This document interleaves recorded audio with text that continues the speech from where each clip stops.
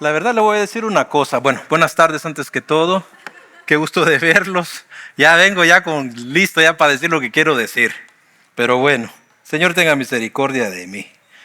Entonces, le voy a decir que siento un poco de envidia de ustedes, le voy a contar. Y déjenme me explico. Qué bonito es adorar a Dios en libertad, sin estar pendiente de que el ritmo, que el cambio de nota, que la pista en el oído, que si aquel se desafinó, que si le voy a atinar a la nota. Qué bonito es sentirse con la libertad simplemente de cerrar los ojos, abrir sus manos y, como digo siempre, es abandonarse en la presencia del Señor. En adoración, en alabanza y en exaltación a su nombre. Bueno, me gustaría esta tarde continuar con la serie que empezamos la semana pasada, titulada Las promesas de Dios. Y me gustaría hacer un breve repaso de lo que Pastor Edgar compartió. Y este domingo pasado, él inició la serie de las promesas del Señor. Y en la introducción, el pastor dijo algo que para mí tiene mucho valor, tiene mucho peso. Y dijo esto: las promesas del Señor son una expresión, utilizó esa palabra, son una expresión de su amor y de su cuidado para nosotros. Es por medio de ellas que también Dios cumple, nos enseñó el pastor, las promesas y los propósitos que el Señor tiene en nuestras vidas y también para el reino. También nos habló, no sé si usted recuerda, habló de dos tipos de promesas. ¿Quién se acuerda de eso? Habló de las promesas condicionales y las promesas incondicionales. ¿Recuerda? Las promesas condicionales es cuando Dios, claro, da una palabra y dice, esto se va a hacer, pero si tú haces la otra parte. Capítulo 10 de Romanos, versículo 9, si no me equivoco, dice que si confesares con tu boca y creyeres en tu corazón que que Jesús es el Señor, serás salvo. Sí, la promesa está ahí, la promesa de salvación, pero depende de nosotros el arrepentimiento y el reconocer que Jesús es un Salvador y que el sacrificio de la cruz nos limpia, nos lava, nos compra y nos restaura y nos justifica delante de la presencia del Señor. También están las promesas incondicionales, que esas simplemente dependen del Señor, no de usted.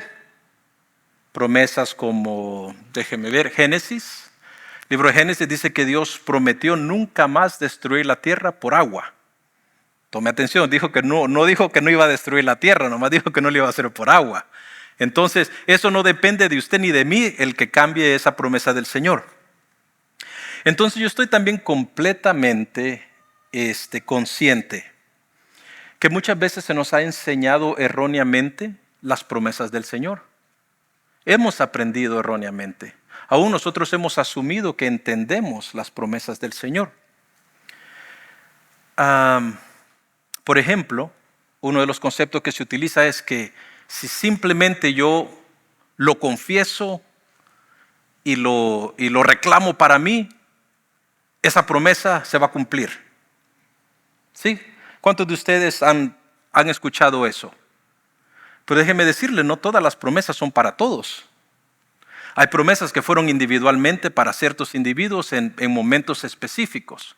Pero como le digo, hemos aprendido a utilizar las promesas del Señor de una manera equivocada. Fíjese que aunque usted no lo crea, hay personas que tienen problema creyendo las promesas del Señor. Y usted me dice, ¿cómo es eso? Hay personas que se les hace difícil convencerse a sí mismas que Dios es capaz de hacer lo que dijo. Y eso es muy delicado. ¿Por qué es esto? Mira, hay personas que batallan, aún con su fe, se sienten culpables porque piensan que su fe no es lo suficientemente fuerte como para que Dios cumpla una promesa en la vida de ellos. Y la verdad, le voy a decir algo. Yo sé que cuando hay momentos difíciles, cuando está la tormenta sobre uno, cuando hay dolor, cuando hay enfermedad, cuando es un hijo de uno, un familiar de uno, uno quisiera que esa respuesta cayera en el instante y esa promesa de Dios se cumpliera, y es bien difícil. Hay otras personas que ellos necesitan estarse repitiendo y repitiendo y repitiendo una y otra vez una promesa que leyeron en la Escritura. Y aún así les cuesta creer lo que Dios ha dicho. Algunos simplemente no lo logran. ¿Usted ha conocido a alguna persona que está en un momento de dificultad y usted le dice, mira, el Señor nos promete esto y lo otro? Y esa persona es como que usted no le dijo absolutamente nada. No tuvo un efecto, no hubo un cambio, no hubo un impacto, no hubo una impresión en la vida de la persona. Simplemente usted le dijo algo y él lo escuchó o ella lo escuchó y dijo, bueno. Hay personas que ven las promesas de Dios como que si fuesen, escuche esto, mera información. ¿Sí? Y que estas personas necesitan convencerse a sí mismas que esa información es verdadera. Y que de alguna manera mágica, por decir una palabra, que al ellos finalmente lograr convencerse ellos mismos que lo que ahí dice es cierto, piensan que en el instante se les va a arreglar su vida, o que la situación va a menguar, o que van a recibir la respuesta que tanto anhelan.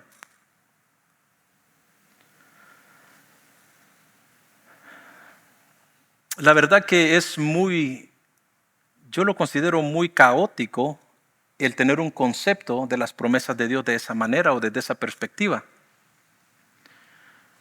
A mí me gustaría que volviéramos a esa frase del principio, que dijo, las promesas del Señor son una expresión de su amor y de su cuidado. En otras palabras, las promesas de Dios son una expresión de quien Él es. ¿Sí? ¿Por qué no me acompaña al libro de Números, capítulo 23, versículo 19? Ese versículo lo estudiamos la semana pasada. Y vamos a mirar un par de cosas muy interesantes. Cuando lo tenga, déjeme saber. Nomás no le haga como coyote, solo con un amén está bien. ¿Ok? Fue una broma, hermano, se puede reír. Estoy igual que mi pastor, nada bueno se me pega. Nadie nos entiende las bromas, pero entre nosotros dos nos entendemos, así que estamos bien. La palabra dice que mientras los dos estén de acuerdo, bien pueden caminar el mismo camino. Bueno, ahí vamos. Entonces el libro de Números 23, 19 dice, Dios no es hombre para que mienta. También dice, ni hijo de hombre para que se arrepienta. Y escuchen las preguntas que hace. ¿Acaso dice y no hace? ¿Acaso promete y no cumple? Este verso, hermano, nos da mucha información acerca del Señor. Por ejemplo, es obvio que, para empezar, nos muestra un poco de su naturaleza. No es hombre. Tampoco es descendiente de hombre. También nos enseña de que Él no miente. Nos enseña de que Él no se arrepiente de lo que dice. También nos enseña de que Él dice y hace, y que Él promete y cumple. Y como le dije antes, más que mera información, este verso muestra características personales de Dios. Nos muestra, como le dije, su naturaleza, nos muestra su corazón, nos muestra sus pensamientos, nos muestra su integridad, nos muestra de la manera que Él opera. Algunas personas muchas veces cumplen con promesas porque ya lo prometieron. ¿Sí? ¿Alguna vez han experimentado eso? A otras personas no es que en realidad quieran cumplir la promesa, pero como ya lo prometieron, lo hacen. Otras personas ni siquiera saben cómo van a cumplir la promesa que hicieron. ¿Sí? Otras personas simplemente le prometen, le juran y simplemente no lo cumplen. ¿Alguno de ustedes se ha encontrado en una situación de esas? Donde usted ha esperado que otra persona que va a influenciar en su vida por alguna decisión que se debe de tomar, le dijo, no te preocupes, cuenta conmigo. Sí, conmigo. Y al final lo dejaron vendido, decimos en donde yo vengo, vendido, tirado, lo dejaron chiflando en la loma, decía mi abuelita. Y queda uno en un estado donde uno dice, pero es que me diste tu palabra, me dijiste. Fíjense que nosotros experimentamos estas cosas casi a diario en nuestros lugares de trabajo, ¿sí? Con compañeros En negocios. ¿Cuántos de nosotros en negocios no nos han hecho eso? Mire, no le vaya a decir a nadie, pero fíjese que hasta en nuestras familias sucede eso. Por poco digo principalmente, fíjese. Principalmente en nuestra familia sucede eso. Y mire, hoy sí, pero mire, hágame caso. No le va a decir a nadie. Pero fíjese que hasta en la iglesia sucede eso. Cualquier parecido con la realidad, hermano, como digo yo, es mera coincidencia. Eso sucede aún en la iglesia. El Señor Jesús enseñó un principio y dijo que nuestro sí sea sí y nuestro no sea no. Y nos da un poco de información más y dice, porque lo que es más de esto o más que esto proviene del maligno. Y como le digo, muchos de nosotros nos hemos encontrado en esas situaciones donde nos quedan mal. Y yo sé que usted no es de las personas que dice algo y no lo cumple. Eso es en otra iglesia de la esquina.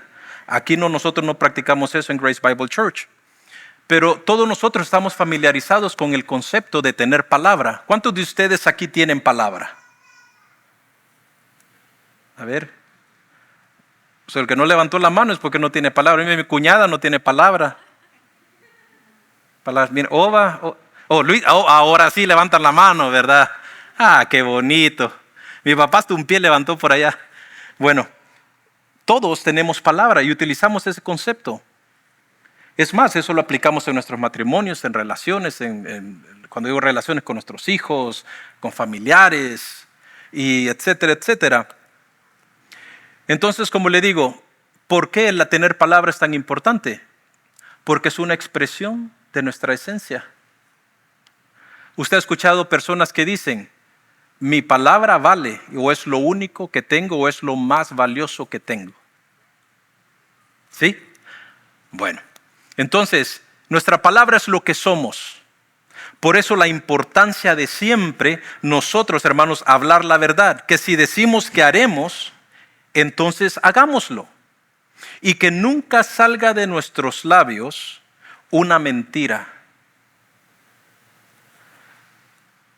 Uno de los primeros mandamientos es, no mentirás. ¿Correcto?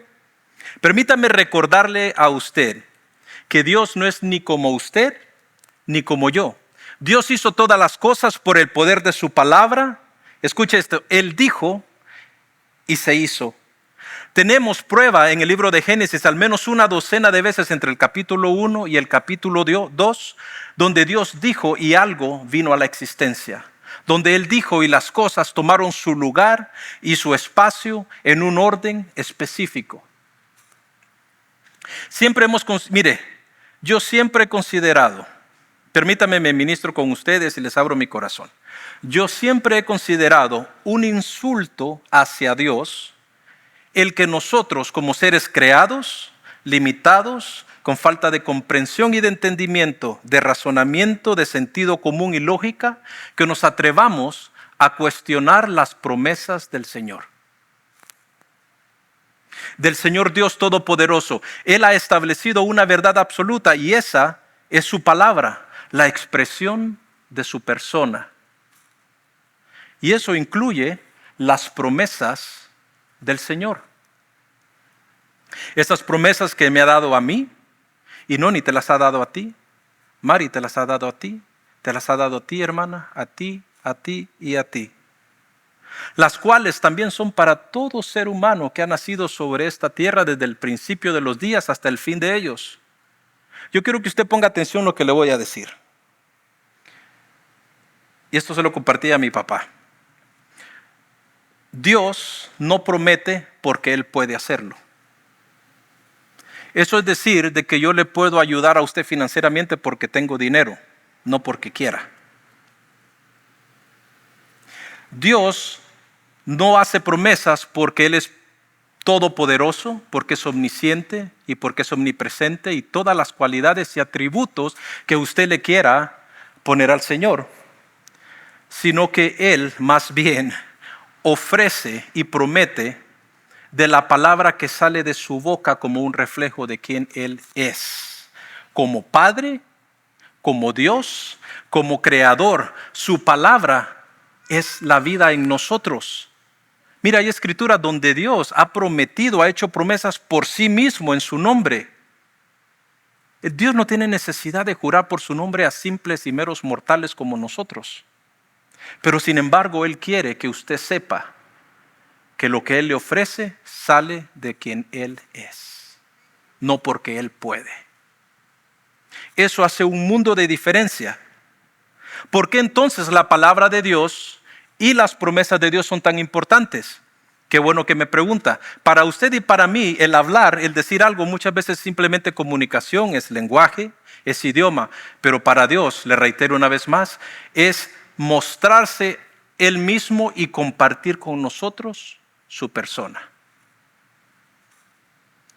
Usted no se ha encontrado en una situación donde usted le dicen, fíjate que tu mamá me dijo tal cosa, y dices tú, there is no way. No hay manera que mi mamá haya dicho eso. Fíjate que tu papá me dijo tal cosa y no hay manera que mi papá, yo conozco a mi papá. Mira que el pastor dijo, no, yo conozco al pastor y es un hombre íntegro. Mira que Lester dijo, bueno, ahí ya más o menos ahí va el asunto, ¿verdad? Pero téngame misericordia y paciencia, Dios me está trabajando y ahí vamos despacito. Los molinos de Dios muelen despacio, pero muelen. Entonces, mire, los rabinos judíos con frecuencia se referían a Dios, especialmente, escuche, a los aspectos personales de Dios en términos de su palabra. Hablan de Dios como la palabra de Dios. Las ediciones antiguas del Antiguo Testamento en hebreo cambian un poco en el libro de Éxodo 19:17 y dicen esto. Moisés sacó del campamento al pueblo para recibir a Dios. Y la manera en que lo tradujeron fue, y Moisés sacó del campamento al pueblo, y es lo que cambia, para recibir la palabra de Dios.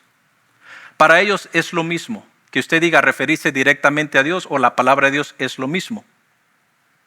La Biblia usa dos palabras griegas diferentes cuando se refiere a la palabra de Dios en la Escritura. Una de estas palabras es logos y la segunda es rema. Yo le recomiendo que usted no vaya a faltar la siguiente semana. Nuestro amado pastor va a enseñar sobre la diferencia y la importancia de rema, de logos y rema. Y creo que eso le va a ayudar a usted a tener una mejor comprensión sobre las promesas de Dios y cómo tomarlas y cómo pararse en ellas. ¿Ok? Comprender el significado de estas dos palabras nos pueden ayudar a conocer y a examinar y a experimentar, escuche, a conocer y a experimentar a Dios de una manera mucho más profunda. Es por eso que dedicaremos nosotros hoy un tiempo para explicar la importancia de la palabra logos en nuestra vida cristiana. No dije lobos, dije logos, ¿ok? Es otra broma, hermano. Es que están muy serios, hombre. Puchica. Mire, en la Biblia logos se usa para referirse a la palabra constante y escrita de Dios, la cual ha sido registrada en ese librito que usted tiene en sus manos que se llama Biblia. Cuán increíble es que nosotros como seres humanos tengamos el acceso, el privilegio de poder tener una Biblia en nuestras manos y es decir, oh, esta es la palabra de Dios plasmada en el lenguaje que entiendo para mí. Eso es hermoso. A través de la palabra escrita, en la palabra de Dios, el logos, podemos nosotros aprender mucho más acerca del Señor. Ciertamente es maravilloso que podamos nosotros avanzar a conocer a Dios de una manera más personal y experimentarlo, como lo dije, y conocer, mire, sus caminos, su salvación que Él nos ha dado, sus planes para la humanidad y mucho más de lo que hay en el corazón del Señor. Sin la palabra, sin el logos, no tendríamos manera de saber quién es Dios o cómo opera. Solo tendríamos especulaciones y preguntas, muchas dudas. ¿Sí? Tenemos que agradecer a Dios por darnos la Escritura como su medio para comunicarse con nosotros. Aquí donde las cosas van a tomar un sentido un poquito más profundo, yo diría más serio, pero glorioso. Acompáñenme al libro de Hebreos, capítulo 1, versículo 1 al 4. Y dígame, hermano, lo tengo. Hebreo, capítulo 1.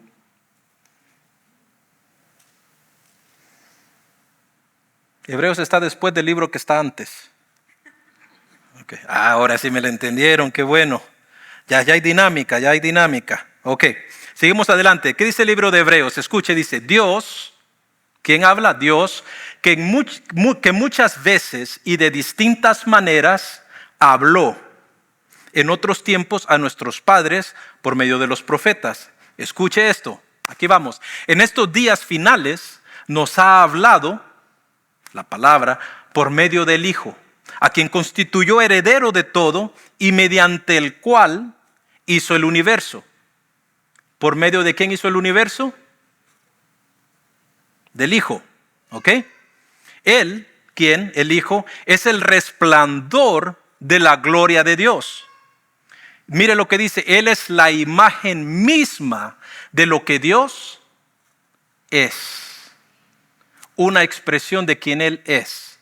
La palabra que sale de la boca de Dios es una expresión de su naturaleza y de quien Él es. Aquí dice que Jesús es esa palabra que sale de Dios y es la misma imagen, es el resplandor de su gloria.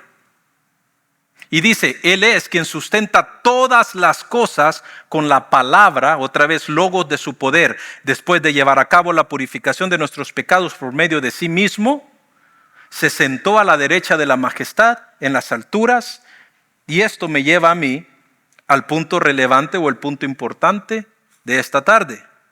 Y mire lo que dice allí. A la cuenta de 3 va a aparecer allí. 1, 2, ¡aso! ¿Vio? Las palabras tienen poder. Mire, entonces ahí dice, el punto relevante es la palabra de Dios es una persona. Y abajo dice logos, y luego dice el verbo, y luego dice la palabra. ¿Verdad que en Génesis dice que Dios dijo y se hizo? Y las cosas vinieron a existencia. Pero aquí dice que por medio de su palabra, dice que hizo todas las cosas, pero aquí está hablando del Hijo. Sí va tomando una idea más o menos por dónde vamos. La palabra de Dios es una persona. Cada vez que usted mire la palabra a través de la Escritura, si usted va al griego dice logos. Cada vez que diga la palabra verbo es logos. Si va conmigo al libro de Juan, capítulo 1, verso 1 al 18, vamos a leer un par de cosas por allí. Ok, dígame, lo tengo hermano cuando lo tenga. Juan capítulo 1. La palabra de Dios es una persona. Ahí estamos. En el principio era el verbo, el logos. La palabra, dice otras versiones, el verbo estaba con Dios, ¿sí? Su palabra estaba con Él, el verbo estaba con Él, el logos estaba con Él, y ese verbo, esa palabra, ese logos era Él. Los filósofos griegos, déjenme le digo esto, vieron el logos, los griegos lo vieron de esta manera, vieron el logos, escuchen la explicación de ellos, como la fuerza que traía sentido al mundo, cambiando el mundo de caótico a ordenado. El logos era el poder que ponía al mundo en un perfecto orden y lo mantenía girando en perfección. Ellos vieron, los griegos, el logos como la máxima causa que controlaba todas las cosas. El diccionario bíblico Lexham define logos como esto: una palabra conceptual en la Biblia que simboliza, escuche, la naturaleza y la función de Jesucristo. También se usa para referirse a una revelación personal de Dios hacia la creación o hacia el mundo. Es un sustantivo que aparece, escucha esto, 330 veces solo en el Nuevo Testamento. ¿Qué quiero decirle yo con todo esto? que cuando nosotros escuchamos esa frase, la palabra de Dios, no solo está hablando, dando información. Cuando escuchamos una promesa del Señor, estamos hablando del verbo en acción. Estamos hablando de la palabra misma en acción. Estamos hablando del logos de Dios. Estamos hablando de una manifestación de Dios a esta creación por medio del Hijo, por medio de Jesús. Jesús es el logos de Dios. Jesús es expresión personal de Dios. Jesús es el verbo. Jesús es Dios.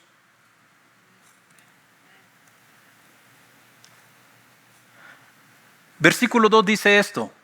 Va a notar una repetición de varios factores cada vez que leamos estas escrituras. ¿Se acuerda lo que leímos en Hebreos? Que todas las cosas fueron hechas por medio de Él y Él siempre estuvo allí. Que Él sustenta todas las cosas, que es la imagen y la esencia de Dios. Dice aquí verso 2, siempre en el capítulo 1 de Juan, dice, este estaba en el principio. Vuelve a decir lo mismo. Todas las cosas por medio de Él fueron hechas. Lo mismo. Sin Él nada de lo que ha sido hecho fue hecho. En Él, versículo 4, estaba la vida y la vida era la luz de los hombres. Versículo 9, la luz verdadera que alumbra a todo hombre venía a este mundo. En el mundo estaba y el mundo fue hecho, ¿por quién? Por Él, pero el mundo no le conoció. Verso 11, a lo suyo vino. ¿Por qué? Porque es de Él, pero los suyos no le recibieron. Verso 12, mas a todos los que le recibieron, a quienes creen en su nombre, les dio potestad de ser hechos hijos de Dios. Verso 14, el verbo, la palabra, el logos se hizo carne y habitó de entre nosotros lleno de gracia y de verdad. Y vimos su gloria, gloria como del unigénito del Padre. Verso 16, de su plenitud recibimos todos, y gracia sobre gracia, porque la ley fue dada por medio de Moisés, pero la gracia y la verdad vinieron por medio de Jesucristo. Y aquí volvemos al concepto del logos, de la expresión personal. Verso 18, a Dios nadie le ha visto jamás. El Hijo, el unigénito, el que está en el seno del Padre, Él lo ha dado a conocer, porque es su palabra. Tú eres tu palabra. Una expresión de su persona. ¿Recuerdas cuando los discípulos le preguntaron a Jesús? Pues muéstranos al Padre. Necesitamos. ¿Cuál fue la respuesta de Jesús? ¿Cuánto tiempo? No, viejo, lo voy a leer como lo leo yo cuando lo estaba escribiendo. Eso así dijo Jesús, mire, dijo esto de esta manera. Tanto tiempo tengo. Discúlpeme, así como trabaja mi mente cuando estoy estudiando. Tanto tiempo tengo de estar con vosotros y todavía no me conoces. El que ha visto al Padre, el que me ha visto a mí, dijo Jesús, ha visto al Padre. Y yo sé que esto suena un poco confuso para muchos de ustedes. Pero mire lo que dice Colosenses. Vaya conmigo al libro de Colosenses. Nuevamente, capítulo 1. Todas estas escrituras empiezan en el capítulo 1. Así empieza. Este es el contexto en el que se desarrollan esos libros. Colosenses 1, versículo 15. ¿Lo tenemos? Eso. Versículo 15 dice, Cristo es la imagen del Dios invisible, el primogénito de toda creación.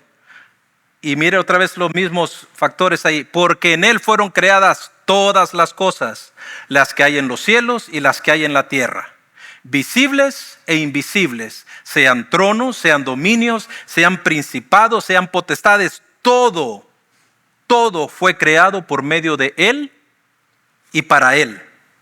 Y Él, escuche otra vez otro factor, Él es antes de todas las cosas y todas las cosas en Él subsisten.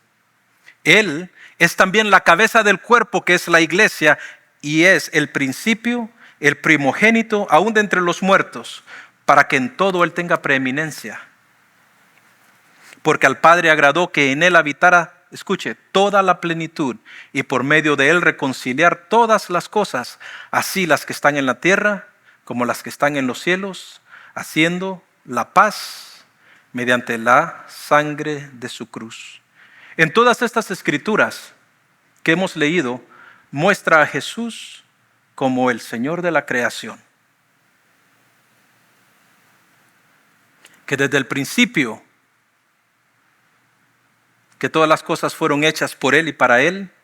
Él es el creador y el que sustenta todas las cosas por la palabra de su poder, que sin Él nada de lo que existe existiera. Él creó lo que está aquí en la tierra y lo que está en los cielos. Después que le di todo este contexto y todas estas escrituras y toda esta información, aquí creo que empezaría yo la enseñanza. Entonces, ¿qué en realidad es la palabra de Dios? ¿Qué tendría que significar la palabra de Dios para usted? ¿Qué importancia tiene? ¿Qué tan confiables son las promesas del Señor para usted y para mí? Ve el contraste de los ejemplos que le di al principio. Hay gente que tiene que estarse convenciendo para ver qué tal si no funciona. Le he dado contexto el por qué la palabra del Señor es fiel y verdadera. Porque no solo son palabras que Dios dice, no solo porque Él tiene poder de hacer, se las dice y se las promete.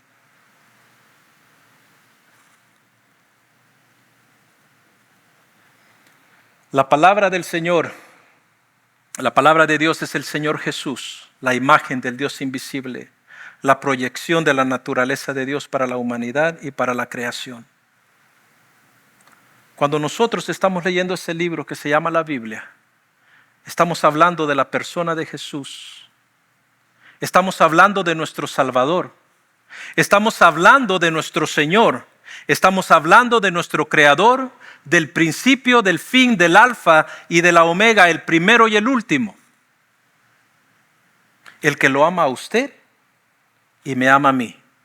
El que dio su vida por usted y dio su vida por mí. Aquel que es el camino al Padre, aquel que es la vida misma. Él, Jesús, el verbo, la palabra, Él es el logo de Dios, Él es la palabra de Dios.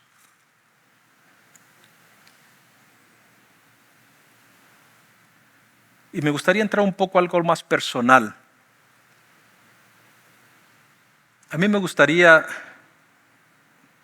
que en realidad usted reflexionara en lo que le voy a decir. Cuando usted y yo, si se ha fijado, todo a través de la enseñanza está utilizado usted y yo, porque esto es personal.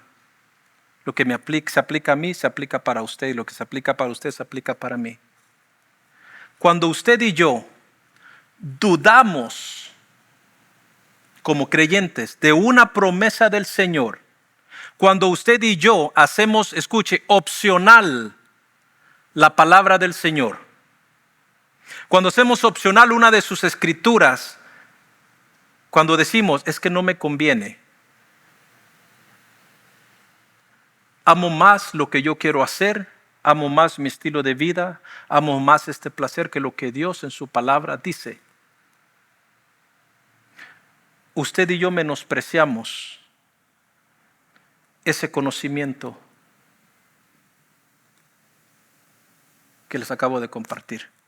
Usted y yo estamos menospreciando literalmente y personalmente la palabra del Señor, al Señor mismo, porque Él es su palabra.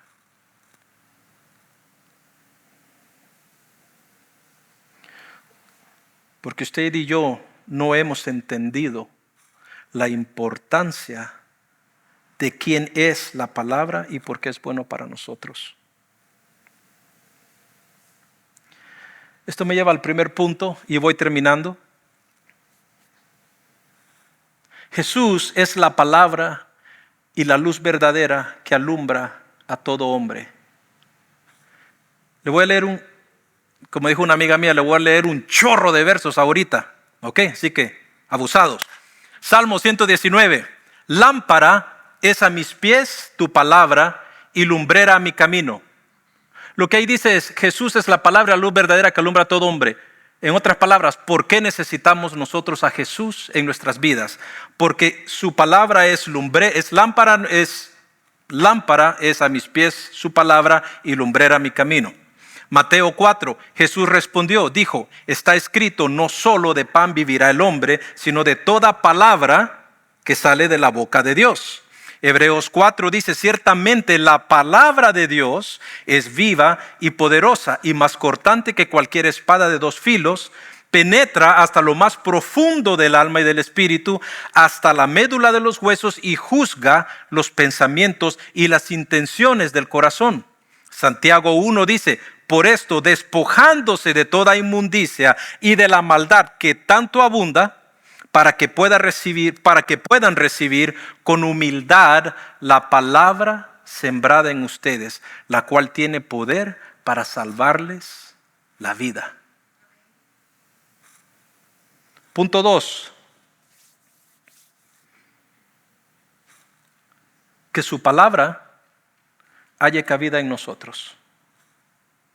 Darle cabida en nosotros para ser transformados, purificados y caminar en obediencia, conociéndole a Él. Juan 8 dice, sé que sois descendientes de Abraham, peleando con los cabezones de ese tiempo, y sin embargo les dijo, procuráis matarme porque mi palabra no haya cabida en vosotros. Lucas 11 dice, dichosos más bien, contestó Jesús, los que oyen la palabra y la obedecen. Mateo 7 dice, por tanto, todo el que oye estas palabras y las pone en práctica es como un hombre prudente que construyó su casa sobre la roca. Salmo 119 dice, la exposición de tus palabras nos da luz y da entendimiento al sencillo. Primera de Pedro 2 dice, deseen con ansias la leche pura de la palabra, como niños recién nacidos, así por medio de ella crecerán en su salvación.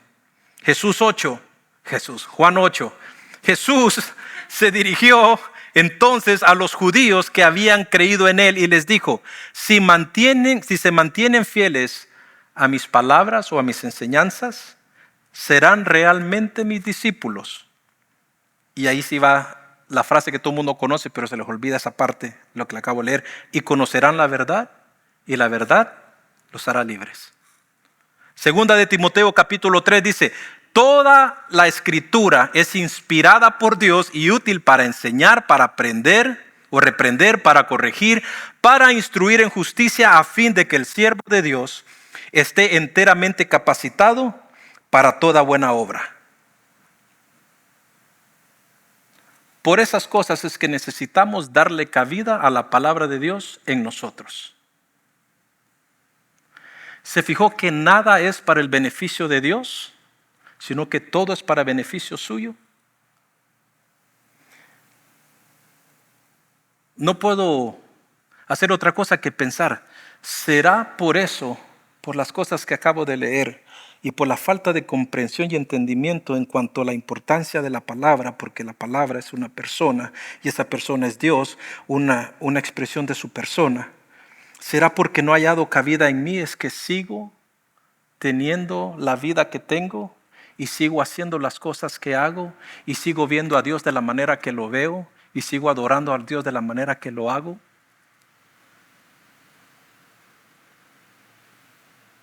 Porque si hay algo que no podemos engañarnos con ello es que todo lo hacemos personalizado y todo es opcional.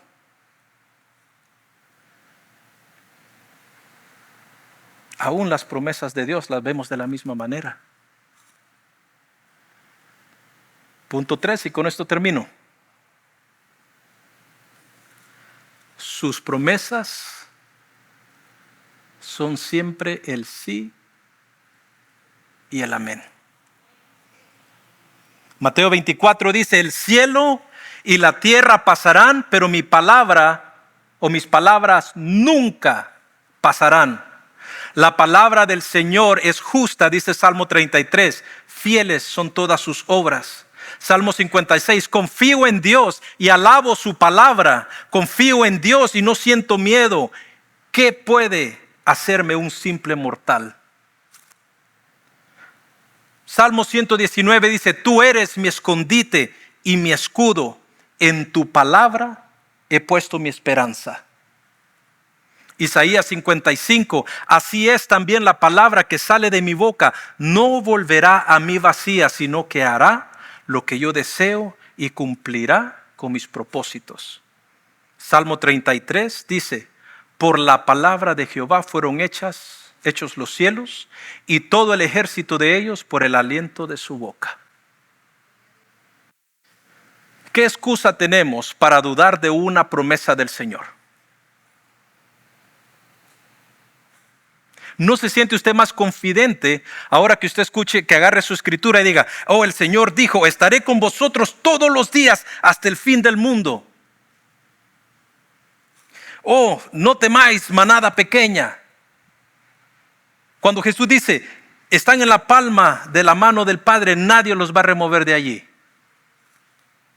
Y podemos ir, si no estoy equivocado, son más de... Jesús, ayúdame, ¿cuál fue la cantidad? Discúlpeme. Leí cuántas promesas de Dios había en la Escritura y se me fue el número. No sé si eran más de... ¿Cuántas? No, yo escuché un número diferente. Me parece que dijeron que eran más de 2,200 promesas. Pero lo vamos a averiguar. El otro domingo se las dejo saber. En medio de la canción, de la primera canción, voy a parar y les voy a dar el número. ¿Ok? Entonces, ya me estoy comprometiendo, miren, y lo voy a hacer. Bueno, entonces, las 7,000, más de 7,000, me quedé corto. Más de 7,000 promesas, más de 7,000 expresiones de Dios para nosotros. ¿Por qué tendríamos nosotros que dudar del Señor? Si le acabo de explicar quién es la palabra, le acabo de explicar quién es Dios, le acabo de explicar quién es el verbo. Necesitamos revisar el concepto de fe que tenemos, porque lo aplicamos mal. Pensamos solo porque repetimos y repetimos algo y se va a cumplir y va a suceder y nos va a arreglar la vida. Así no funciona. Que nuestra fe sea en Dios, sabiendo quién es Él, que si Él lo dijo, se cumplirá. Mire lo que dice, con esto cierro, lo que dice en la pantalla. En 3, 2, 1. Eso. Confiemos en Dios. Si Él lo prometió, entonces Él lo hará. ¿Por qué no le da un fuerte aplauso al Señor en esta tarde? Y dele gracias por cada promesa que el Señor le ha hecho, por cada promesa que Dios le ha dado a usted. Te damos gracias, Padre, porque eres bueno, porque nos muestras tu corazón y lo abres al abierto, Señor. Te expones para mostrarnos cuánto nos amas y de la manera que tú quieres que te veamos, de la manera que quieres que confiemos en ti, de la manera, Señor, que tú quieres que caminemos contigo. Dios, te pedimos, ayúdanos a que tu palabra halle cabida en nosotros. Remueve toda dureza de corazón. Remueve, Señor, toda dureza de cerviz. Remueve todo pensamiento erróneo, toda ideología errónea. Y permite que la luz de Jesús, la verdad de la palabra, alumbre nuestro entendimiento y seamos renovados en el espíritu de nuestro entendimiento para conocer cuál es tu voluntad buena y perfecta para cada uno de nosotros, Dios. Dios, te pedimos perdón por dudar muchas veces en lo que tú has dicho, lo que tu palabra establece, lo que tú has decretado. Perdónanos, Dios. Pero hoy hemos entendido de la grandeza de tu palabra, de la hermosura de tu palabra, del tesoro que son tus promesas y que son para mí. Dios, tus promesas no solo tienen que ser creídas, sobre todo tienen que ser simplemente recibidas, porque no hay razón de dudar en ellas. Las recibimos y las anhelamos ansiosamente. Sabemos que tú, si lo dijiste, lo harás. Y con esta confianza, Dios, salimos de este lugar a enfrentar al mundo esta semana que viene, Dios, sabiendo quién camina conmigo. Y que lo que tú dijiste, Dios, va como un estandarte delante de mí. Y tanto en este mundo terrenal como en el espiritual está expuesto. Y camino confiado y tranquilo en tu presencia. En el nombre de Jesús te bendecimos y te exaltamos. Amén. Del otro aplauso al Señor.